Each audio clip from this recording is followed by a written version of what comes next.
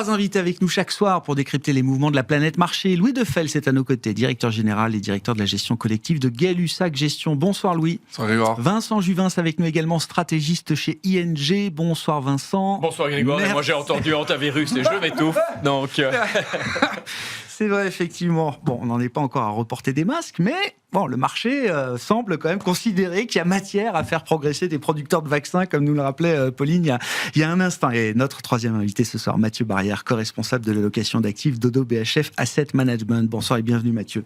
Merci Grégoire. Merci d'être avec nous. En attendant de remettre la virologie à la une, parlons quand même de ce qui guide essentiellement les marchés aujourd'hui, ou le sentiment des marchés, peut-être plus précisément. Mathieu, je le disais en introduction, ça fait des semaines et des mois même peut-être maintenant que le marché est tiraillé entre ces deux forces. Une force positive liée au développement continu et aux espoirs continus apportés par l'intelligence artificielle et ceux qui la produisent. Et de l'autre, une force un peu plus négative, bien sûr, qui est celle de la situation de blocage à Hormuz qui perdure au moment où on se parle.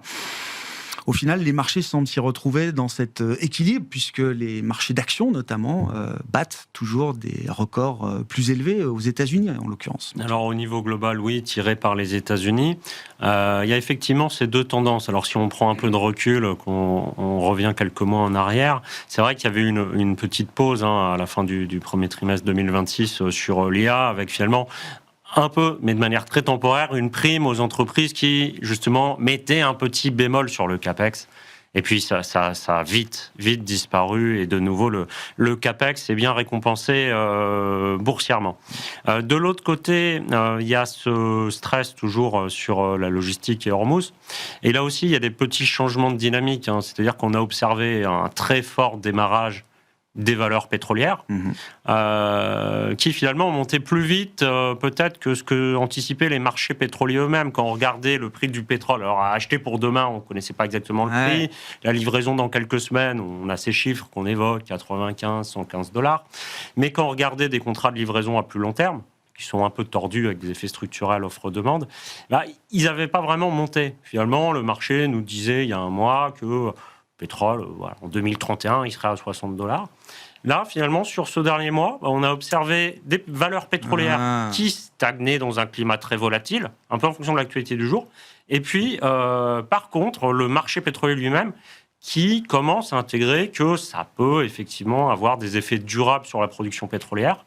Et puis, par exemple, le pétrole, on le retrouve à 60 $, mais c'est plus en 2031, c'est en 2033, donc un mois plus tard. Ouais, c'est ça. Donc la partie future de la courbe du pétrole a quand même bougé. A fini par mieux marcher que les valeurs pétrolières qui, elles, avaient démarré un peu plus vite. Et comment il faut lire ce réajustement de la courbe du pétrole au regard des événements et des développements?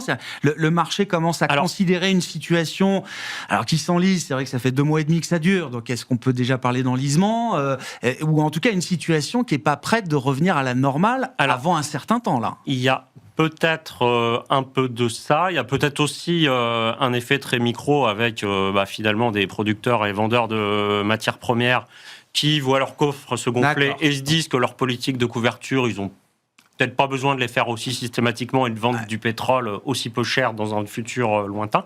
Et puis peut-être aussi quelques acteurs de marché compris ce positionnement, en se disant que les pétrolières étaient montées un peu vite par rapport au sous-jacent, donc autant alléger et puis prendre un peu de sous-jacent sur des marchés pas forcément ultra liquides.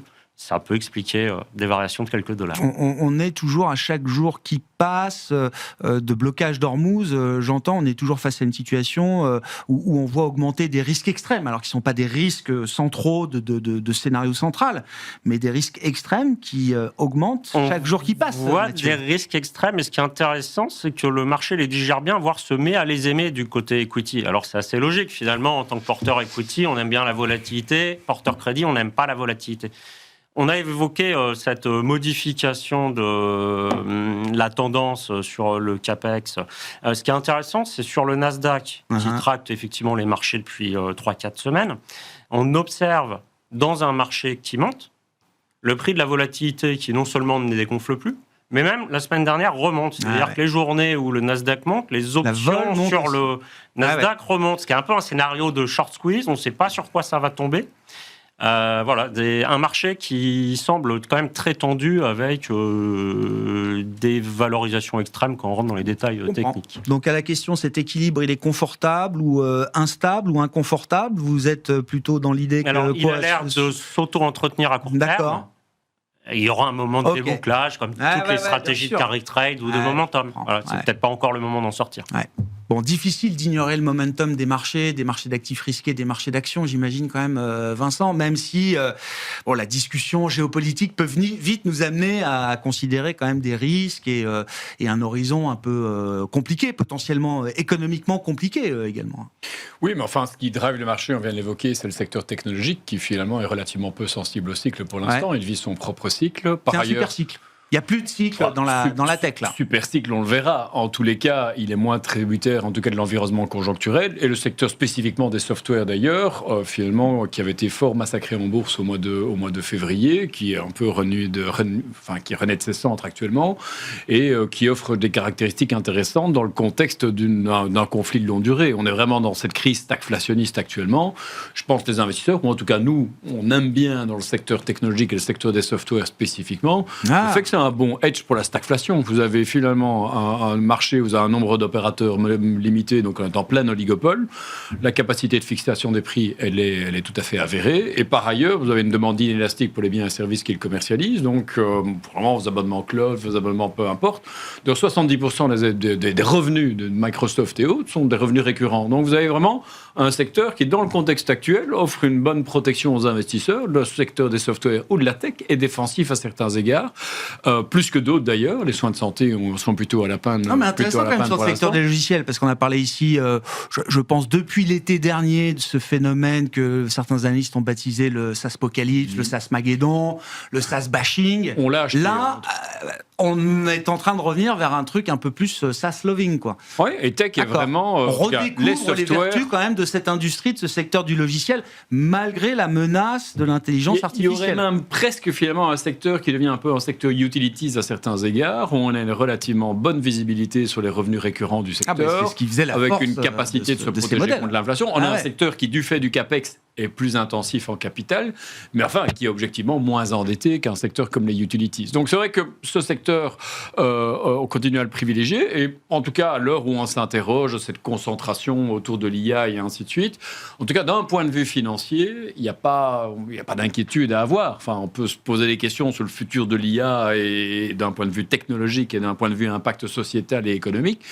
Mais à court terme, on a un secteur qui est devenu meilleur marché depuis le début de l'année, qui se négocie à quoi 19,5 fois les bénéfices attendus au global, qui au S&P 500 ou le Nasdaq, en effet, vole de record en record, mais qui est un secteur qui est un des rares qui est devenu moins cher depuis le début de l'année. Mais vous êtes prêts, effectivement, parce qu'on parle beaucoup des vendeurs de pelles et de pioches, et donc les fabricants d'équipements durs, de semi-conducteurs ou d'équipements de semi-conducteurs, vous êtes prêts quand même à faire crédit au secteur du logiciel. C'est-à-dire, il faut avoir les deux. Il faut avoir des fabricants de puces, du semi-conducteur, mais aussi face à ça du logiciel. Oui, alors face à l'incertitude qui est la nôtre vis-à-vis de l'IA et qui est l'incertitude que tout le monde a aujourd'hui, on peut interroger des experts sur l'IA, il n'y en a pas un qui vous dira la même chose, si on est très optimiste, des très négatifs, et donc nous en tant que financiers, on a des ratios de valorisation, des perspectives de croissance bénéficiaire, et finalement c'est sur cela qu'il faut se reposer en tout temps. Alors face à l'IA où c'est difficile de ne pas être exposé, je pense qu'il faut diversifier son exposition, et on peut le faire en direct, software, les valeurs tech qu'on connaît, diversifier de manière régionale. On va parler de la Chine dans un instant.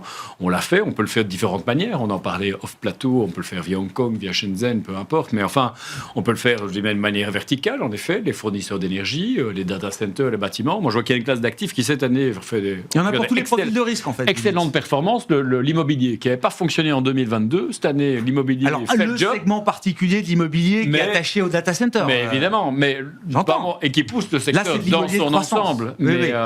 Et par contre, c'est le risque, c'est qu'en diversifiant notre exposition à l'IA, on est quand même toujours concentré autour de cette même thématique en portefeuille à l'heure actuelle.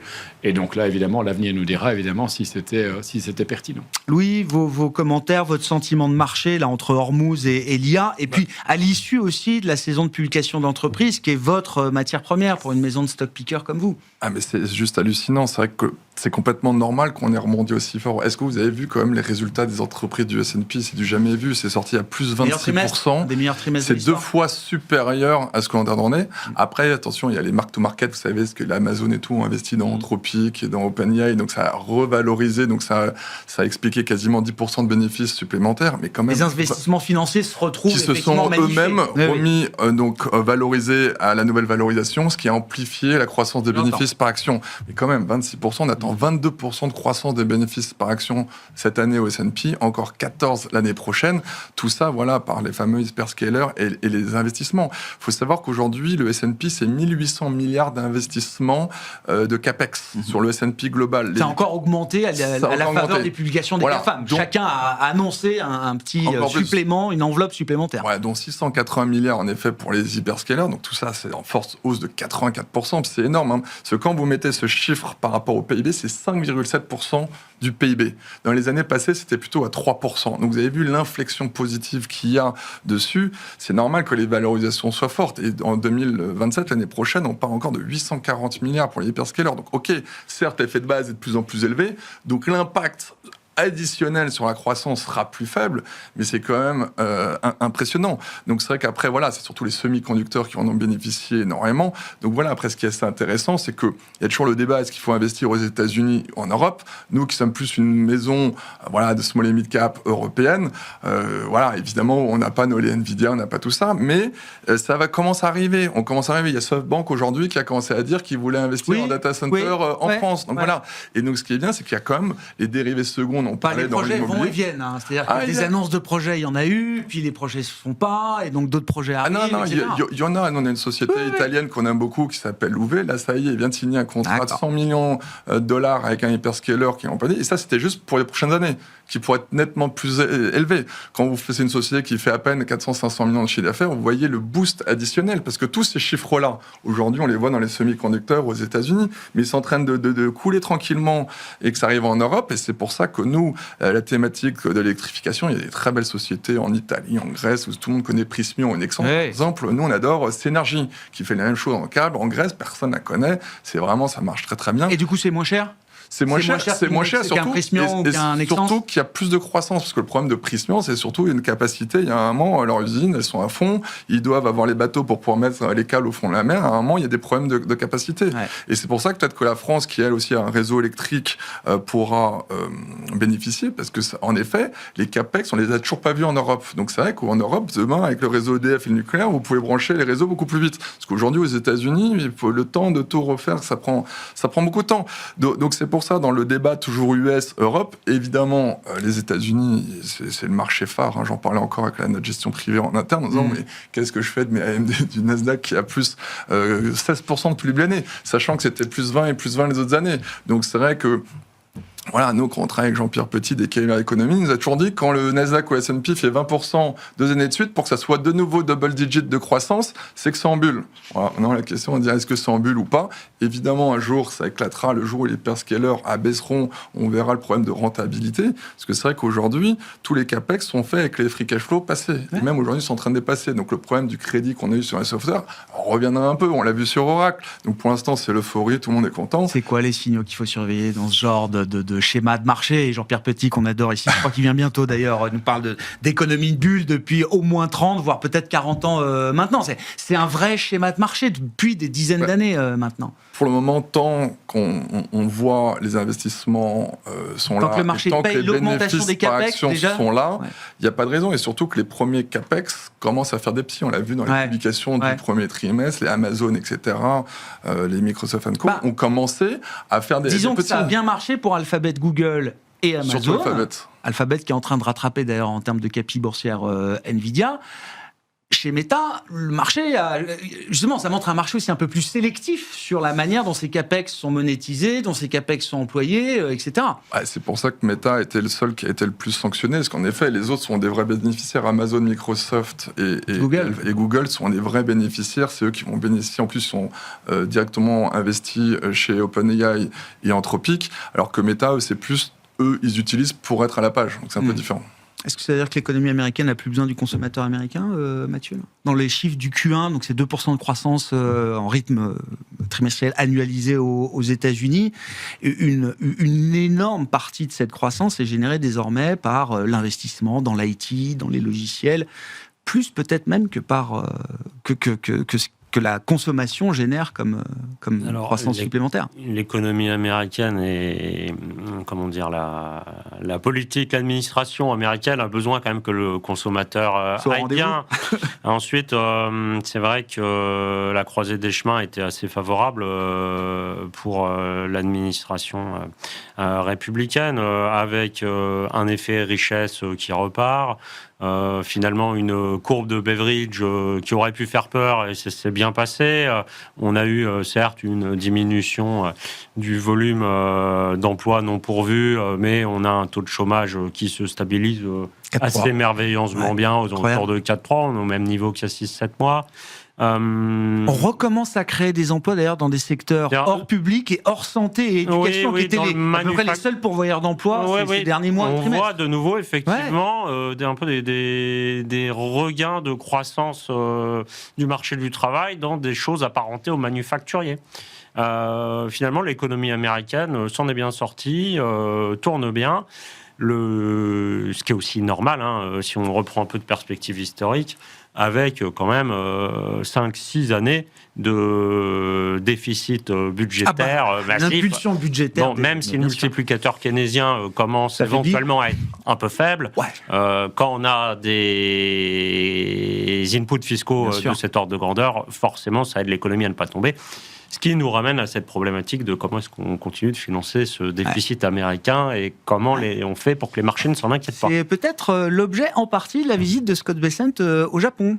Non mais, avant de parler de Xi Jinping et de Donald Trump, j'aimerais bien qu'on s'arrête. C'est la troisième visite en un an de Scott Bessent au Japon. Petite parenthèse, dans sa carrière successful de gérant de hedge fund, il a gagné beaucoup d'argent avec le Japon. Ce qui n'est pas facile, Enfin, je veux dire, beaucoup se sont brûlés les ailes. Lui, visiblement, il a réussi de temps en temps, en tout cas, à gagner de l'argent avec le Japon. C'est un marché qu'il connaît très bien. C'est des mécanismes monétaires, fiscaux, évidemment, qu'il connaît par cœur, mais spécifiquement sur ce marché japonais. Alors, Bessent semble beaucoup aimer le Japon, il y va régulièrement, et puis c'est aussi dans la foulée d'un accrochage, le mot est peut-être fort, mais une petite incompréhension aux alentours de Davos avec Katayama, le ministre des Finances japonais, où il a été trouvé que le ton de Bessent allait un peu au-delà du langage diplomatique usuel. Forme de transgression, une immixtion dans les affaires japonaises qui est allée un peu trop loin. Exactement, à venir un peu pousser pour une hausse, une reprise, une continuation des hausses de taux au Japon, pousser un peu Ueda, donc la Banque centrale, contre le ministère des Finances. Finalement, on a un peu l'impression que ce que demande Bessent dans cette excursion au Japon, c'est à Ueda d'appliquer la politique dans laquelle croit Kevin Warsh à la Fed et qu'il implémentera peut-être dans quelques trimestres. Bon. Alors sur cette grande semaine géopolitique, Xi Jinping et Donald Trump, bien sûr, mais le Japon, ça reste quand même, je trouve, un objet, un animal très intéressant. Ça fait une paire d'années quand même que le Japon est redevenu un pays investissable. On gagne beaucoup d'argent au Japon pour ceux qui y sont investis ces dernières années, modulo évidemment la faiblesse du yen, qui reste quand même très très faible contre dollar et encore plus peut-être contre euro, Vincent. Et c'est surtout un changement de régime. On sort d'une déflation ou désinflation historique dont on pensait que le pays était englué à jamais. On sort de cette situation, ces changements, ces phases de changement, de régime macro, de transition. Pour des marchés globaux, c'est jamais facile, j'imagine, à appréhender. Il y a déjà eu des épisodes de volatilité, de stress importants autour de la question japonaise, à l'été 2024, en début d'année 2026, sur les taux japonais, sur le yen. Est-ce qu'effectivement, le changement de régime du Japon, c'est une source de perturbation pour les marchés mondiaux, pour l'économie mondiale, potentiellement ? Mais je dirais pas tellement, franchement. Je me rappelle encore l'été passé où on s'inquiétait justement de cette nouvelle direction en termes de politique budgétaire, nouvelle direction en termes de politique monétaire. On avait peur du reflux du carry trade. On se demande d'ailleurs si le carry trade existe encore. Objectivement, on n'a pas vu ces mouvements de manière assez importante. On l'avait vu l'année d'avant. Mais en 24, je crois que c'était bouclé pas mal. Ça a été 24. Mais ces derniers mois, on n'a rien vu. Donc 2024, ça a été difficile. On a tous tenté d'évaluer ce qui avait été débouclé et ce qui potentiellement restait encore. Conclusion de ça, alors ? Force est de constater après l'été 2025 qu'il ne doit plus rester grand-chose. Puisque l'impact de la hausse des taux japonais qui atteint des niveaux records a eu relativement peu d'impact chez nous. Alors Scott Bessent va peut-être évidemment essayer de trouver des acheteurs pour les US Treasuries, mais enfin, il ferait mieux de venir à Bruxelles. Ces dernières années, ceux qui en ont acheté, enfin, à Bruxelles, j'entends, en Europe. Pour parler à qui Et pour parler à qui? Mais non, l'Europe a été a été certainement la zone géographique qui a le plus augmenté sa détention de Treasuries américaines. On fait un peu les fins de mois des États-Unis depuis quelques temps maintenant. Ces dernières années, il faut quand même le signaler. Mais donc, je dirais, l'impact de ce changement de direction par le carry trade a été relativement faible ces derniers mois. On n'a pas vu de contagion importante aux marchés obligataires internationaux. Par contre, le Japon, évidemment, se cale bien dans un certain nombre de thématiques dont on a parlé, l'IA pour partie, les terres rares, c'est également un gros fournisseur de terres rares, leurs fonds marins en regorge. C'est un acteur très important en tout ce qui touche la climate tech, la robotique. Donc il est quelque part au carrefour de pas mal de thématiques qui sont aujourd'hui, c'est vrai, intéressantes pour les investisseurs. Alors en toute transparence, malheureusement, nous avons décidé de surpondérer le Japon, lui préférant les pays émergents, donc le pair trade fonctionne bien, mais c'est vrai que c'est quelque chose qu'on est en train de revoir, parce que le Japon continue, malgré en tout cas les interrogations qu'on peut avoir sur le yen, à performer excessivement bien sur différentes thématiques actuelles. Et ce schéma où le yen baisse, ou en tout cas subit des pressions baissières importantes, modulo les interventions possibles, où les marchés obligataires baissent, et les marchés actions s'envolent, c'est un schéma qui peut durer là aussi, c'est un schéma sur lequel on peut s'appuyer. Bon, c'est vrai qu'on intègre ici les marchés obligataires dans votre analyse, mais yen, marché d'actions, ça a été une corrélation qui a été très lâche, je dirais, ces dernières années, tantôt positive, tantôt négative. C'est moins systématique, moins automatique. En tout cas, ces 20-30 dernières années, je ne l'ai pas observé de manière systématique. Il y a eu plein de phases où on avait des corrélations positives ou négatives. Et on peut revoir les courbes ensemble. Mais non, c'est vrai que c'est pas un indicateur très, très, très fiable en la matière. Par contre, vraiment, l'avantage du Japon, c'est que c'est en effet à la croisée, enfin en tout cas au carrefour de pas mal de pistes technologiques importantes. Je pense notamment à la robotique où le Japon est clairement les acteurs majeurs. Bon, encore une fois, malheureusement, on a fait le choix nous de pas être exposé à ce marché, lui préférant d'autres marchés, notamment dans les émergents. Et là, on va en reparler dans un instant avec la visite évidemment de Donald Trump chez Xi Jinping. Qui là, la Chine est peut-être d'ailleurs le Japon des années 70, je le pense, à parler, en tout cas évoqué dans le prochain sujet. Oui, donc la grande phase, effectivement, de domination du Japon, enfin, qui nous amène jusqu'aux années 90. L'environnement actuel fait penser à cette phase que le Japon a connue dans les années 70 et que la Chine pourrait potentiellement connaître. Sur l'investissement au Japon, Mathieu, qu'est-ce que vous en dites chez ODO BHFM ? Alors, on a un positionnement plutôt neutre sur l'equity, en considérant que les valorisations sont assez élevées. Le yen, à chaque fois qu'il reprend une petite trajectoire baissière, d'un moment on se dit que ça peut être un de ces actifs, pas forcément sans risque, mais un actif refuge. Un peu refuge. Voilà, quand il y a une crise, actuellement, c'est ce qu'on observe. Les actifs refuges fonctionnent plus comme avant. Non. On n'a plus le yen qui monte, le Bund qui monte et l'or qui monte. Ouais. Mais en général, on a toujours, par exemple, sur ces trois-là, un voire deux qui fonctionnent. Ça fait partie donc c'est une gamme d'actifs. Il faut avoir une variété d'actifs refuges. Je dirais quand la volatilité sur les marchés est chère, à ce moment-là, pourquoi pas revenir acheter un peu d'actifs potentiellement de protection dans les portefeuilles en achetant des choses un peu plus simples comme typiquement le yen. Ouais. Bon, je ne sais pas si le Japon ça vous parle. Dans notre fonds, on a un fonds microcap monde, on a quasiment 25% investi sur le Japon. Il y a une belle cote microcap. Il y a une très belle cote, il y a des très belles valeurs, notamment dans la logistique, dans les robotiques. Voilà, il y a des très belles valeurs. Et souvent, c'est des sociétés qui sont assez locales. Donc, c'est vrai qu'elles ont peut-être moins bénéficié de la faiblesse du yen. Mais clairement, nous, à $160, on devient extrêmement long yen à fond. Je pense que c'est la devise la plus sous-évaluée qui existe en ce moment. Ils ont fait 2 fois, juste ils ont eu besoin de parler tout de suite. On est revenu de 160 à 159, voilà, et on voit qu'à 160, je suis d'accord. Oui. Combien de milliards ils ont mis pour Non, là pour l'instant, je vous dis. Donc c'est juste la parole. C'est pour ça, en étant avec des sociétés locales. Normalement, quand on les exporte pas, on devrait bénéficier et de l'amélioration des fondamentaux et surtout si le yen revient. Et là-bas, surtout notamment dans les small caps japonaises, qui est génèrent ce qu'on appelle les net-nets. Vous savez, c'est des sociétés qui se payent quasiment sous le cash-net. Ça, c'est une spécificité très japonaise et sud-coréenne. Et la beauté de cela, c'est que, il y avait Warren Buffett qui avait commencé à dépoussiérer. Il y a eu beaucoup de nouvelles normes comptables qui ont fait que maintenant, on pouvait racheter des rachats d'actions. Contrairement en Europe, où vous pouvez avoir que 10% d'autocontrôle, là, vous pouvez monter jusqu'à 20, 30, 40% d'autocontrôle. Donc, c'est des règles comptables un peu différentes.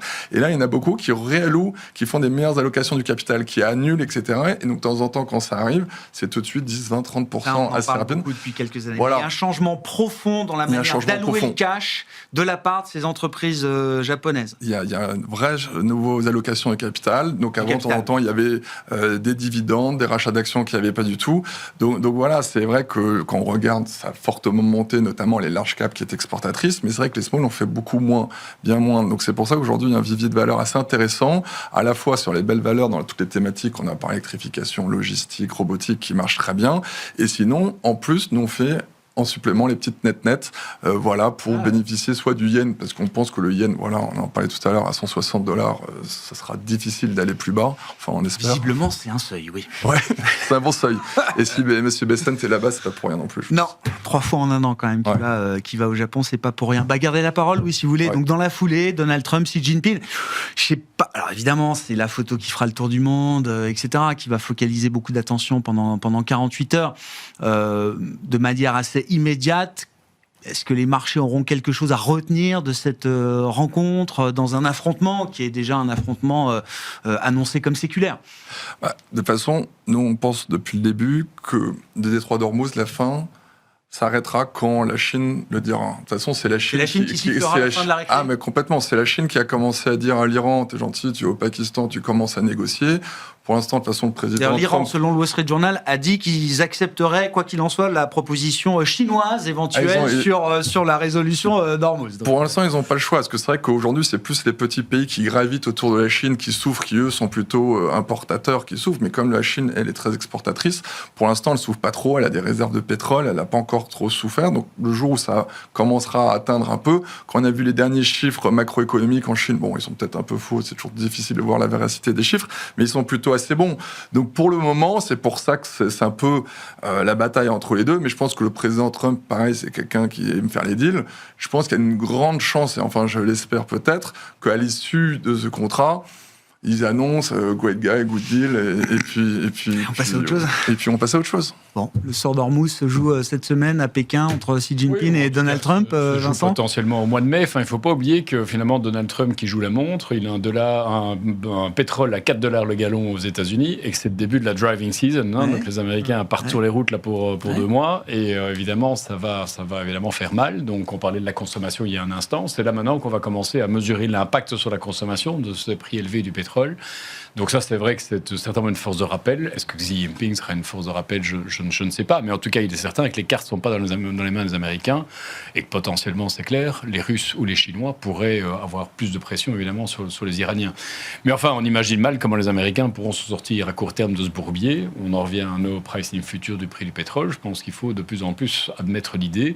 Et les opérateurs logistiques locaux saoudiens s'exprimaient encore pas plus tard que cette semaine.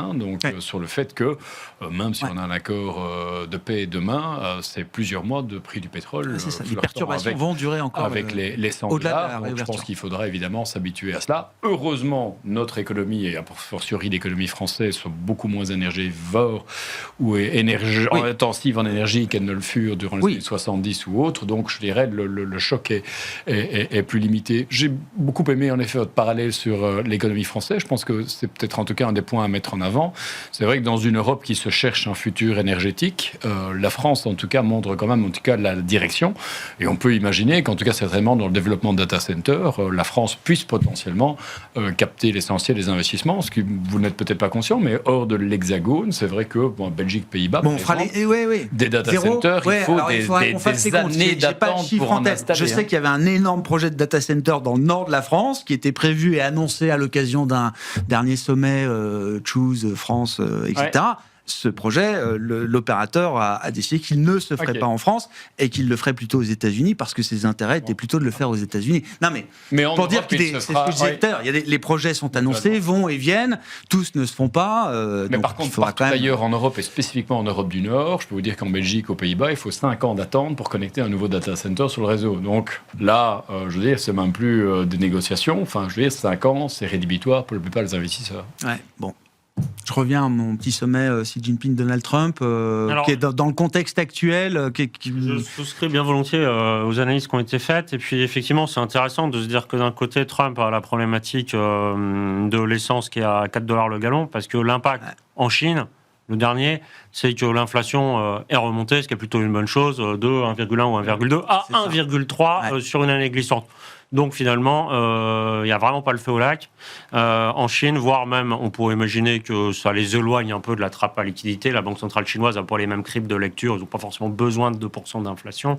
Il y a pas ils nous exportent un peu d'inflation. Enfin, j'ai vu les prix de la production en Chine là, qui ont bondi effectivement pour se rapprocher de 3%, ce qu'on n'a pas vu depuis peut-être des années. Ils ont de l'inventaire, ils sont plus sereins pour gérer la production, ils arrivent à gérer, ils retrouvent un peu de pricing power. Enfin, il n'y a vraiment pas d'urgence côté chinois à la résolution de la crise. Ensuite, on n'a pas l'impression qu'ils sont non plus sur un positionnement très, très hostile. Donc on se dit que ça pourrait bien se passer. C'est un vrai levier de négociation. C'est un levier de négociation où effectivement on devrait avoir peut-être un accord assez favorable globalement aux entreprises chinoises, un peu de baisse de pression de la part de l'administration Trump sur les investissements en Chine, sur les entreprises qui sont mises au ban. Et puis forcément Trump qui aura quelque chose à mettre en avant d'un point de vue médiatique, peut-être des choses plus simples, plus immédiates, plus visibles et moins profondes. Il y a déjà 2 pandas. Il y a déjà 2 pandas. J'ai pas envoyé vu ça. avant la visite. Envoyé avant la visite. Donc, et le yuan a clôturé, je crois, au plus haut depuis 3 ans ce matin. Là aussi, une forme de tolérance des autorités sur l'appréciation de la devise. Mais je pense que le président, quand même, s'il écoute son électorat, parce qu'en effet, là, on voit que les PIB, tout est magique. Mais c'est vrai que ça masque une grande disparité aux États-Unis. Quand on regarde le taux d'approbation de Trump dans les sondages, je suis pas sûr que les Américains pensent que tout est magique aujourd'hui. Hein, non, mais quand je pense sur les marchés financiers, quand on voit les BPA, mais c'est vrai que là, il y a encore Kraft Heinz qui a publié ce matin en disant de plus en plus de ses clients avaient du mal à faire les fins de mois. Quand on voit l'indicateur du Université de Michigan, pareil, il est au plus bas historique. Donc c'est vrai qu'on voit qu'il y a une grande portion de la population américaine qui souffre énormément. Donc c'est vrai qu'on dit que le baril, donc c'est vrai que c'est toujours pareil, c'est que comme maintenant les Américains sont exportateurs de barils, un baril fort c'est bon pour le pays. Mais c'est vrai que pour le consommateur en entrée de gamme, c'est très difficile. On voit d'ailleurs les puits, le nombre de forages qui commence à remonter légèrement, là, paraît-il, depuis 1 ou 2 semaines. Pour les puits, il faut que le baril soit structurellement souvent au-dessus des $80, qui n'était pas le cas avant la guerre. Donc voilà, quand on parlait des forwards, c'est vrai que si demain la guerre s'arrête et qu'on redescend très vite, le temps de remettre tout ça, ça ne sera pas rentable. Donc c'est pour ça que ça va très très doucement. Le marché chinois en matière d'investissement, Mathieu, je vous repasse la balle. Alors, il avait démarré très vite, il y a environ 1 an. Ensuite, il y a eu pas mal de de-rating, y compris au sein de la tech chinoise, qui avait un peu accompagné le de-rating sur le Nasdaq. C'est très disparate. Mais on a l'impression qu'il y a certains dossiers, notamment sur l'écosystème plutôt domestique. C'est-à-dire que les entreprises chinoises qui sont exportatrices, fournisseurs pour la tech mondiale ont une trajectoire boursière très très forte ces dernières semaines. Mais par contre, sur des choses un peu plus domestiques, ça allait moins vite. On se dit que c'est peut-être le genre de choses sur lequel se repositionner. L'aspect consommation domestique peut être un relais sur ce marché chinois. Voilà, on a eu... on pense probablement que 2026, 2027, ça va continuer à coup de le broadening, pas le broadening. On a eu, c'était la diversification entre la tech et les US de juillet jusqu'à février. Ouais. Là, c'est l'inverse un peu extrême. Ça commencera probablement à refaire un réélargissement des tendances, pas uniquement sur de la tech US et leurs fournisseurs directs, mais au sein de la tech, d'où l'idée d'ailleurs de rester positionné, se repositionner, remonter sur le. Il faut arriver à capter des vagues d'élargissement et des vagues de concentration, de reconcentration du marché. C'est un peu cette idée-là. C'est finalement pas forcément, on n'est plus dans une logique value versus croissance, mais au sein de la croissance, des fois il y a des élargissements dans ce spectre value versus croissance. Un coup, c'est juste les extrêmes qui décollent, et puis finalement ils se font rattraper parce qu'un peu au milieu du spectre. On l'a illustré aussi, on a parlé très rapidement des utilities. C'est vrai que les utilities, elles ont bien tenu au tout début du choc et de l'envolée du prix du pétrole. Pourquoi ? Parce que défensive. Et puis là, depuis 1 semaine, 2 semaines, elles le payent un peu et c'est un peu les défensifs qui sous-performent le plus. Voilà, c'est ce genre de positionnement qui demande de rester assez agile, assez réactif et de minimiser les coûts de transaction surtout. Bon. C'est que minimiser les coûts de transaction, ça veut dire quoi? C'est bien ça. Ça veut dire... Non, mais je pense que c'est aussi quelque chose... Tout sur les ETF? Ah non, c'était pas ça? Non, les coûts de transaction et de revalorisation. La gamme d'ETF et non, Odo, justement, c'est peut-être un début de plaidoyer pour la gestion active, agile, et effectivement investir dans les solutions d'investissement qui ont accès à des frais de transaction assez réduits. En gardant le côté actif. Mais c'est vrai qu'il existe aussi une grande granularité sur les ETF. Je crois qu'aux États-Unis, il y a plus d'ETF actions qu'il y a d'actions listées. Mais c'est toujours difficile de trouver exactement celui qui permet de se positionner sur un segment qui était assez ignoré jusqu'ici.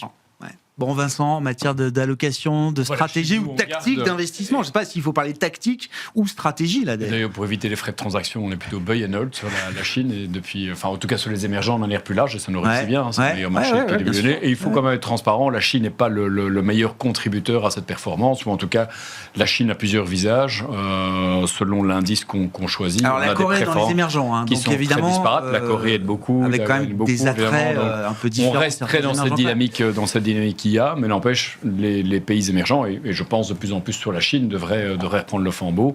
Encore une fois, moi je pense sincèrement que la Chine et le Japon des années 70, et je pense qu'en effet, d'un point de vue valorisation... Le monde va se ruer pour investir en Chine, comme ça a pu être le cas en tout cas, le monde des années 80. Pour acheter des technologies chinoises. Alors, je ne sais pas ici à Paris, mais à Bruxelles et en Europe, des BYD, on en voit mais absolument partout. D'ailleurs, ils sont venus d'inaugurer ici à Paris. On voit que les technologies chinoises de transition climatique, essayer d'acheter une pompe à chaleur, un panneau solaire, les voitures, qui ne soit pas fait là-bas. Donc la Chine se renforcer dans sa value proposition avec les voitures et les panneaux solaires, c'est une chose. Mais demain, est-ce qu'on ira acheter des vaccins chinois, des médicaments chinois, de la biotech chinoise? Parce que c'est là que l'avenir se joue, et c'est là qu'ils sont en train de rivaliser au moins d'égal à égal avec ce qui se fait de mieux aux États-Unis et en Europe.